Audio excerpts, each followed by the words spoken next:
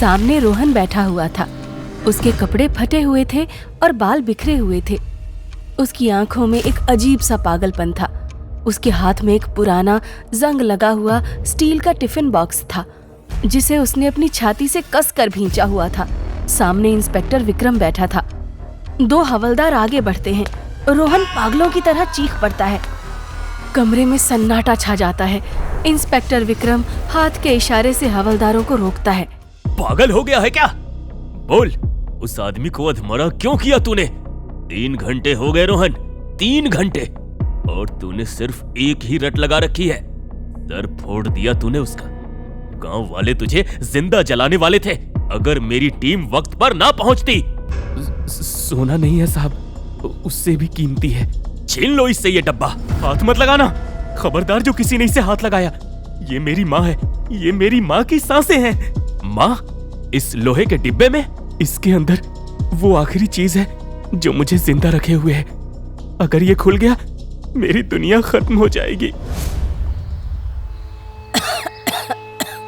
रोहन, ए रोहन, उठ जा बेटा, सुबह हो गई है, ठेला लगाने का वक्त हो गया है।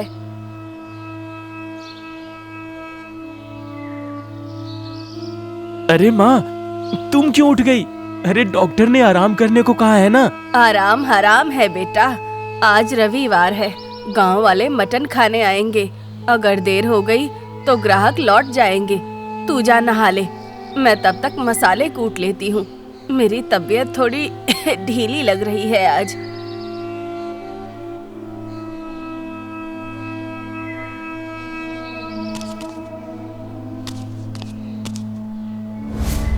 खबरदार जो तुमने मसाले को हाथ भी लगाया। आज तुम सिर्फ आराम करोगी, मटन मैं बनाऊंगा। तू बनाएगा? रहने दे, तेरे हाथ में वो स्वाद कहाँ, ग्राहक भाग जाएंगे। अरे माँ, अब मैं छोटा बच्चा नहीं हूँ। रोज तुम्हें देखते देखते अब मैं भी उस्ताद हो गया हूँ। आज देखना, ऐसा मटन करी बनाऊंगा कि लोग उंगलियां चाटते रह जाएंगे। तुम बस ठेला साफ कर देना, बाकी जिम्मा मेरा। हाँ? सावित्री की आंखों में गर्व दिखाई देता है। रोहन आस्तीन ऊपर चढ़ाता है और काम पर लग जाता है।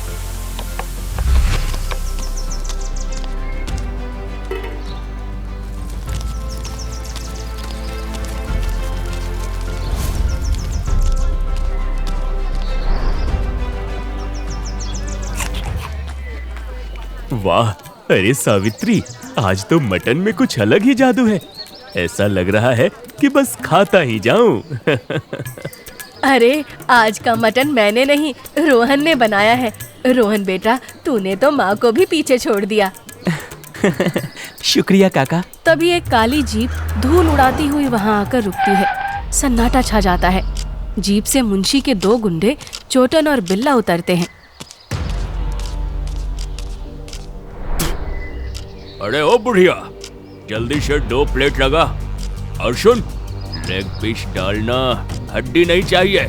बिल्ला ठेले के पास आकर पतीले में झांकता है। अरे छोटू, क्या देख रहा है? साफ सुथरी थाली में लगा, और बैठने को कुर्सी नहीं है क्या? कैसी बकवास दुकान है ये।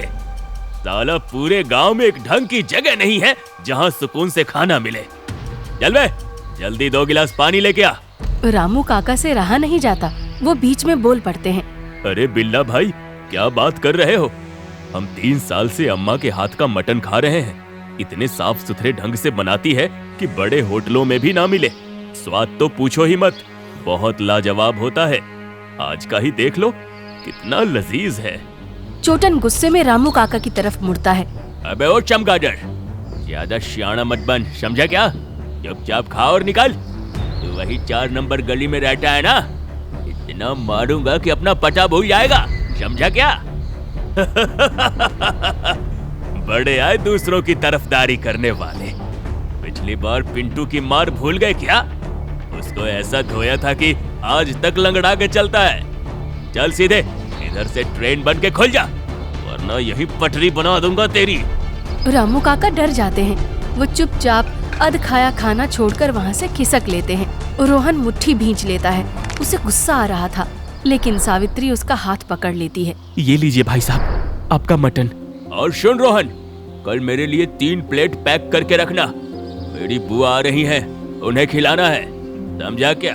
ठीक है, पैसे पुराने खाते में लिख लूं? पैसे?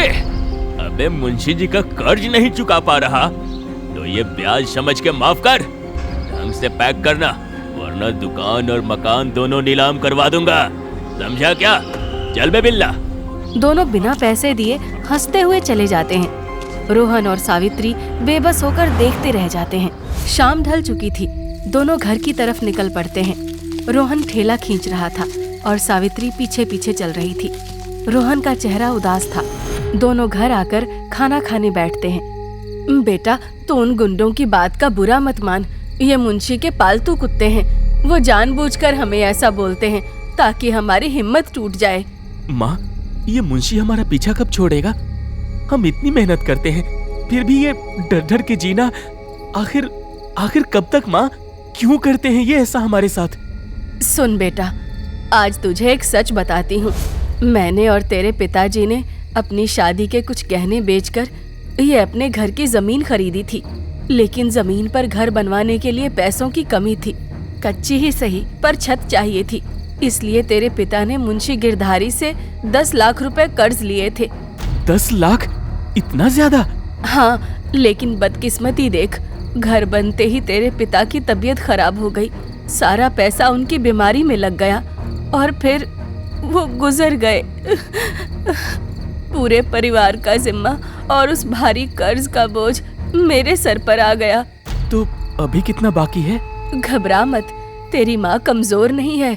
दिन रात मटन बेचकर मैंने 1/4 लगभग 2.5 लाख का कर्ज तो उतार दिया है।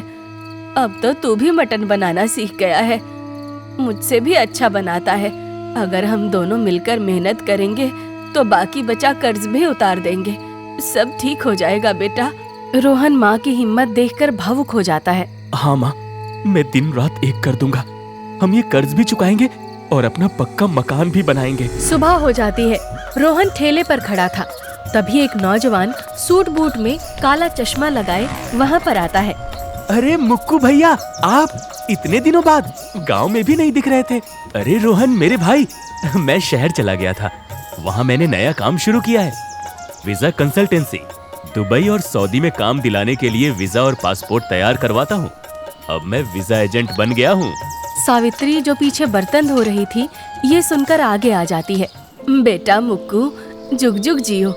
बेटा, एक विनती है, मेरे रोहन को भी कहीं दुबई में काम लगवा दे, तेरा बहुत भला होगा। अरे चाची, आप कैसी बातें कर रही हैं? रोहन तो मेरा भाई जैसा है। बहुत भला इंसान है तू बेटा। देख, ये मटन बहुत अच्छा बनाता है। वहाँ के लोग तो खूब चाव से खाते होंगे ना?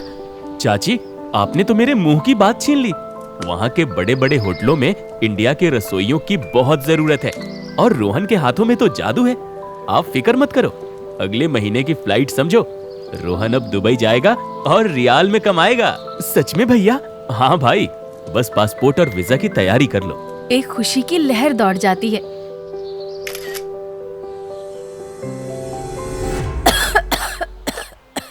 सब रख लिया ना बेटा? स्वेटर, अचार? अरे माँ, मैं दुबई जा रहा हूँ, हॉस्टल नहीं। वहाँ सब मिलता है। तुम ये धुएं में क्यों बैठी हो? डॉक्टर ने मना किया है ना? डॉक्टर तो पागल है। तेरा वीजा आ गया, अब मेरी बीमारी क्या चीज है? ले, ये खा ले, सफर लंबा है। मुझे भूख नहीं है माँ, मुझे देर हो रही है। एजेंट की गाड़ी आती ही होगी। सावित्री का चेहरा उतर जाता है। वो रोटी को कपड़े में लपेटने लगती है। भूख नहीं है तो रख ले, माँ के हाथ की रोटी है। परदेश में जब ब्रेड खाकर थक जाएगा ना, तो यही सूखी रोटी याद आएगी। तुम भी ना माँ, मैं जा रहा हूँ अब, ताकि तुम्हें इस धुएं से आजाद कर सकूं। देखना, 3 साल में इतना कमाऊंगा कि तुम्हें सोने के महलों में रखूंगा। ऑटो का हॉर्न बजता है और रोहन हड़बड़ी में सामान लिए निकलता है। अरे अब चलो भी भैया, मुझे और भी सवारी उठानी है। रोहन ऑटो में बैठता है और ऑटो निकल पड़ती है हवाई अड्डे के लिए। सावित्री दौड़कर दरवाजे तक जाती है। रोहन बेटा, रोटी तो लेता जा। सावित्री के हाथ में रोटी रह जाती है और उसकी आंखें नम पड़ जाती हैं।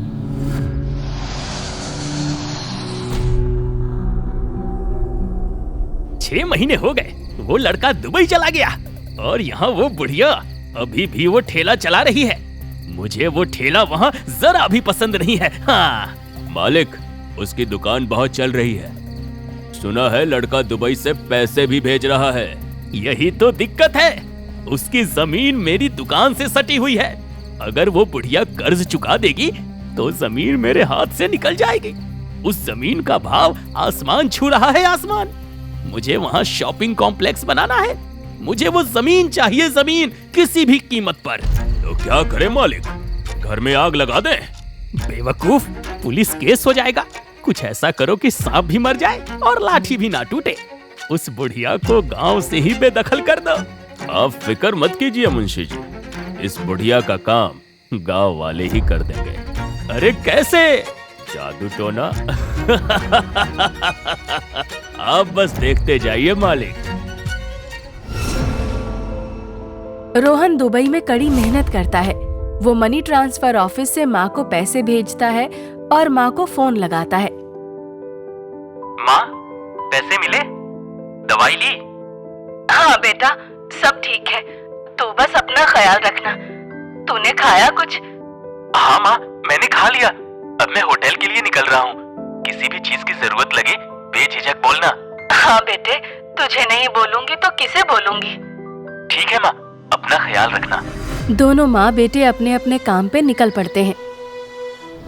रोहन के जाने के बाद सावित्री अकेली पड़ गई थी। काम का बोझ ज्यादा था। एक दिन भिखारी बबलू, जो एक पैर से लंगड़ा था, ठेले के पास आता है। अम्मा, 2 दिन से कुछ नहीं खाया, थोड़ा चावल पानी दे दो, भगवान भला करेगा। बैठ बेटा, अभी देती हूँ। सावित्री उसे पेट भरकर मटन चावल खिलाती है। बबलू खाते खाते रोने लगता है। अम्मा, इस जिंदगी से तंग आ गया हूँ। भीख मांगते हुए शर्म आती है। कुछ काम मिल जाता तो आपका बहुत एहसान होता। देख बेटा, मेरा लड़का परदेस गया है। मैं अकेली हूँ। अगर तू चाहे तो मेरे साथ ठेले पर मदद कर दे। बर्तन धो देना, झाड़ू लगा देना, 3 टाइम का खाना यहीं खा लेना, और अगर ज्यादा मुनाफा हुआ तो थोड़े पैसे भी ले लेना। अम्मा, आप तो देवी हो। मैं तन मन धन से सेवा करूंगा। हेलो माँ, आवाज आ रही है? अब माँ, पैसे मिले? इस बार मैंने थोड़ा जल्दी भेज दिया। दवाई ली तुमने? हाँ बेटा, मिल गए पैसे। दवाई भी ले ली। मैं बिल्कुल ठीक हूँ, तू चिंता मत कर। पक्का ना? तुम्हारी आवाज थोड़ी थकी हुई लग रही है। अरे वो तो सुबह जल्दी उठ गई थी बस। तू बता, तूने खाया कुछ? टाइम पे खा पी लिया कर। हाँ माँ, मैं खा लूंगा। अभी होटल के लिए निकल रहा हूँ। तू अपना ख्याल रखना। हाँ बेटा, मैं ठीक हूँ, तू अपना ख्याल रखना। उसी दोपहर चौराहे पे सावित्री ठेले पर मटन पका रही थी और बबलू बर्तन धो रहा था। तभी एक मोटरसाइकिल रुकने की आवाज आती है। छोटन और बिल्ला ठेले पर आते हैं। बबलू उन्हें देखकर डर जाता है। बिल्ला आगे बढ़ता है और बबलू के सिर पर जोर से एक थप्पड़ मारता है। क्यों बे भिखारी, क्या कर रहा है बे यहाँ पे? साहब, वो अम्मा की मदद। अरे नया स्कीम लाया है क्या भीख मांगने का? ठेले पे खड़ा रह के हैं? लगता है इस बुढ़िया ने तुझे इसलिए रखा है कि तुझ पर तरस खा के लोग इसका मटन खा ले हैं? वाह, स्कीम है, देख रहा है बिल्ला, स्कीम है, स्कीम। चल बे भीख मांगे, जल्दी 2 प्लेट स्पेशल लगा। और सुन बुढ़िया, टंगड़ी रहनी चाहिए, नहीं तो तेरे इस लंगड़े बबलू की दूसरी टंगड़ी नहीं बचेगी यार। फिर चलेगा कैसे रे तू? हैं? तेरा तो एक पैर पहले से ही खराब है। सही बोला। चल जल्दी कर, हमें और भी काम है, वसूली करनी है आज बहुत। बबलू की आंखों में आंसू थे, पर वो कुछ नहीं बोलता। सावित्री के हाथ कांप रहे थे। वो चुपचाप प्लेट में मटन डालती है। दे दे बेटा बबलू, इन्हें खाने दे, बहस मत कर। बबलू कांपते हाथों से प्लेट उनके आगे रखता है। खा ले बेटा। बबलू, दोनों भैया के लिए प्लेट लगा दे अच्छे से। खा ले बेटा, आराम से खाओ। ये हुई ना बात, वो तो हम खाएंगे ही। चल अब ज्यादा नाटक मत कर, दोनों मुंशी के गुंडे मजे से मुफ्त का खाना खाते हैं, हंसते हैं और बिना पैसे दिए वहाँ से चले जाते हैं। सावित्री और बबलू एक दूसरे को देखते हैं। बेबसी का सन्नाटा छा जाता है। उठा लो माँ, प्लीज उठा लो।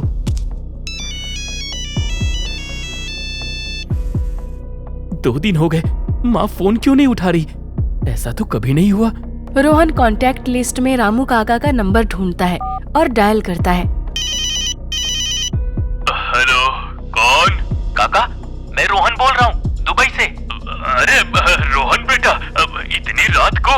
काका, वो माँ फोन नहीं उठा रही है पिछले 2 दिन से। थोड़ा माँ से बात करवा दीजिए ना। लगता है माँ का फोन रिंग मोड से हट गया है। उन्हें मेरी कॉल सुनाई नहीं दे रही होगी ना। मैं बहुत परेशान हूँ काका।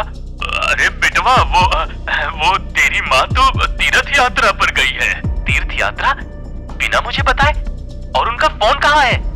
हाँ, वो लगता है उसने अपना फोन यही घर पे छोड़ दिया होगा।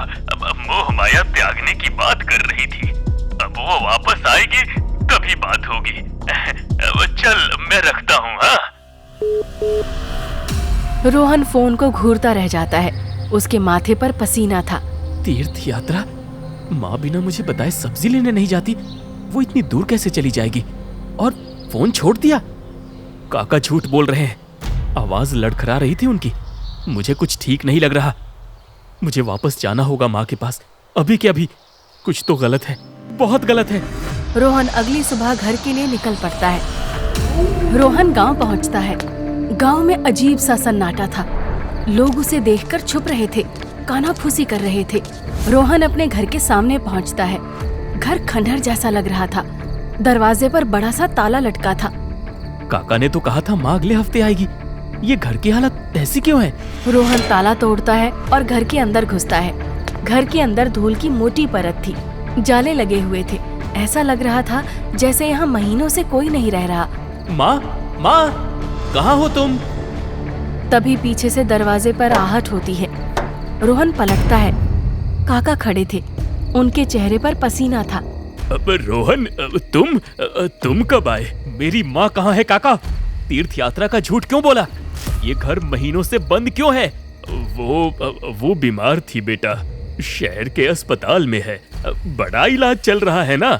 मैंने तुम्हें इसलिए नहीं बताया कि तुम परदेश में परेशान हो जाओगे। कौन सा अस्पताल? अभी चलो। अभी नहीं, रात बहुत है, सुबह चलेंगे। तुम आराम करो ना। काका वहाँ से जल्दी निकल जाते हैं। रोहन को यकीन नहीं होता। वो घर की तलाशी लेना शुरू करता है। उसे माँ की संदूक मिलती है। संदूक में वो सारे पैसे रखे हैं जो रोहन ने भेजे थे। 1 भी रुपया खर्च नहीं हुआ था।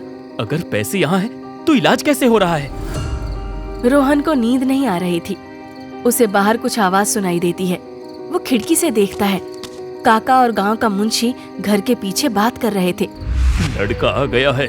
उसे पता नहीं चलना चाहिए कि उसकी माँ के साथ क्या हुआ। अबे चुप! कल उसे कह देंगे कि उसकी माँ का देहांत अस्पताल में हो गया। कहानी खत्म। रोहन सन्न रह जाता है। वो गुस्से से कांपने लगता है। क्या माँ, क्या तू हमेशा इस तुलसी के पास बैठी रहती है? अंदर जाके आराम करना। तबीयत ठीक नहीं है ना आज? बेटा, इस तुलसी के पौधे के पास मुझे बहुत शांति मिलती है। जब भी मेरा मन घबराता है तो मैं यहाँ आकर बैठ जाती हूँ। बहुत शांति मिलती है। तू दुबई जा रहा था, अकेले रहेगा तो मन घबरा रहा था, इसीलिए बैठी थी। चल, तेरे लिए खाना लगा देती हूँ। आज दोनों मिलके खाएंगे। चलो माँ। रोहन उसी तुलसी के पौधे के पास बैठकर फूट फूट कर रोने लगता है। माँ, माँ, माँ। वो गुस्से में बाहर निकलने ही वाला होता है कि उसकी नजर आंगन में तुलसी के पौधे के पास की जमीन पर पड़ती है। वहाँ की मिट्टी ताजी खुदी हुई लग रही थी। रोहन का दिल जोर से धड़कता है। बारिश शुरू हो जाती है। बादल गरजते हैं। वो पागलों की तरह हाथों से मिट्टी खोदने लगता है। बारिश शुरू हो जाती है। माँ, तुम यहाँ नहीं हो सकती। काफी खोदने के बाद उसे कुछ नहीं मिलता। बस एक पुराना स्टील का टिफिन बॉक्स मिट्टी में गड़ा हुआ मिलता है। वही टिफिन जो उसके पास पुलिस स्टेशन में था। रोहन कांपते हाथों से टिफिन निकालता है। मुंशी और रामू काका उसे देख लेते हैं और उसकी तरफ भागते हैं। पकड़ो इसे। अरे वो डब्बा छीन लो। रोहन डब्बा लेकर वहाँ से भागता है, लेकिन मुंशी उसका रास्ता रोकता है। रोहन उसी टिफिन से मुंशी के सिर पे मारता है और मुंशी वहीं बेहोश हो जाता है। अरे पुलिस बुलाओ, बिल्ला जल्दी फोन कर, आज ये जिंदा नहीं बचेगा। रोहन भागते हुए अंधेरे जंगलों में घुस जाता है। गांव वाले उसके खून के प्यासे थे, लेकिन रास्ते में उससे वही ऑटो वाला मिलता है। अरे रोहन भाई, सब खत्म हो गया, मेरा सब कुछ लुट गया। मुझे सब पता है रोहन, मैं तुम्हें बताना चाहता था, अम्मा के साथ बुरा हुआ। तुम्हारा नंबर भी नहीं था जो बता पाता। मुक्कू, काका, पूरा गांव, अरे सबको उस मुंशी ने बेवकूफ बनाकर इस घटना को अंजाम दिया। क्या हुआ था मेरी माँ के साथ? अरे बिल्ला, चल आज से इस बुढ़िया की उल्टी गिनती चालू। चोटन चुपके से सावित्री के घर के दरवाजे पर पहुंचता है। वो दरवाजे पर 2-3 कटे हुए नींबू, लाल मिर्च, सिंदूर और एक अजीब सी काली गुड़िया रख देता है। चुपके से रख, देख कोई गांव वाले देख ना ले। अगली सुबह सावित्री दरवाजा खोलती है और ये सब देखकर डर जाती है। हे भगवान, ये सब क्या है? किसने किया है ये? वहाँ से गुजरने वाले गांव वाले ये देखते हैं और कानाफूसी शुरू करते हैं। तभी वहाँ बिल्ला आ जाता है। देख रहे हो, बुढ़िया के घर के बाहर रोज टोटका मिलता है। हे भगवान, ये क्या कर रही है तू? बेटा, मैंने ये सब नहीं किया। मुझे तो पहले ही शक था, जरूर घर के अंदर बलि देती होगी। बुढ़िया गांव में काला जादू कर रही है मटन बेचने की आड़ में। अरे ये डायन है, डायन, ये पूरे गांव को खा जाएगी। भगवान के लिए ऐसा मत कहो, मुझे इसके बारे में कुछ नहीं पता।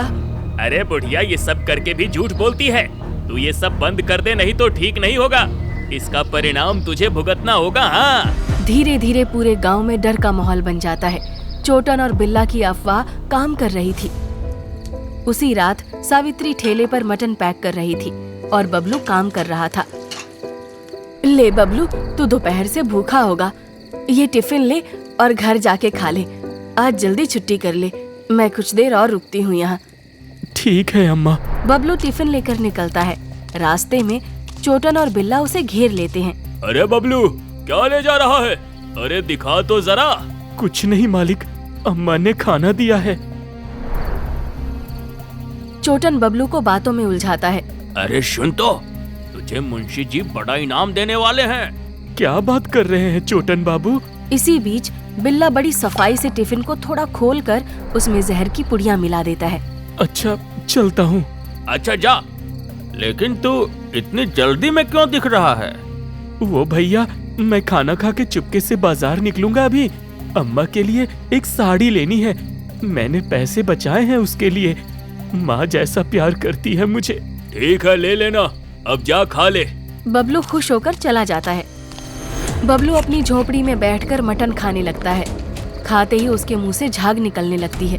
वो तड़पता है और वहीं दम तोड़ देता है। कुछ देर बाद गांव में शोर मच जाता है।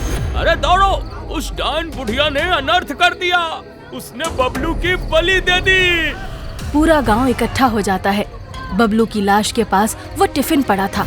मैंने कहा था ना, ये औरत काला जादू करती है। अपने धंधे में बरकत के लिए इसने मासूम भिखारी को जहर देकर अरे इसकी बलि दे दी। इसे अपने जाल में फंसाकर इसीलिए रखा था। भीड़ उग्र हो जाती है। भीड़ मशालें लेकर सावित्री के घर पहुंचती है। सावित्री घबराई हुई बाहर आती है। अरे मारो डायन को, जला दो। मारो डायन को, जिंदा मत छोड़ो इसे, ये डायन है। क्या हुआ भैया, आप लोग ऐसा क्यों बोल रहे हो? मैंने कुछ नहीं किया। कोई उसकी नहीं सुनता। लोग उसके ठेले में आग लगा देते हैं। सावित्री चिल्लाती है, रोती है। नहीं, ऐसा मत करो, मैंने कुछ नहीं किया। इस औरत को पुलिस के हवाले करने से पहले सजा मिलनी चाहिए। इसे जलाओ मत, इसे इसके ही घर में कैद कर दो। इसका दाना पानी बंद। इसने एक भूखे को मारा है, अब ये भूख से तड़पेगी। बिल्ला सावित्री को घर के अंदर धक्का देता है। उसका फोन, जिससे वो रोहन से बात करती थी, वो छीन लेते हैं और दरवाजे पर बाहर से ताला जड़ दिया जाता है। नहीं, भगवान के लिए ऐसा मत करो मेरे साथ, मैंने कुछ नहीं किया, मैंने कुछ नहीं किया। उस घटना को 3 दिन बीत गए थे।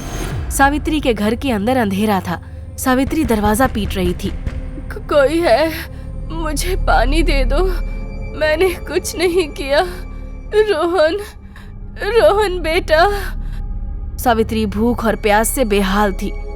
वो मटके में पानी ढूंढती है पर मटका खाली होता है। वो खिड़की से बाहर देखती है जहाँ उसका जला हुआ ठेला पड़ा था। सावित्री के पास अब बोलने की भी ताकत नहीं थी। वो अपनी साड़ी के पल्लू में बंधी हुई एक सूखी रोटी निकालती है। वो उसे खाने की कोशिश करती है पर फिर रुक जाती है।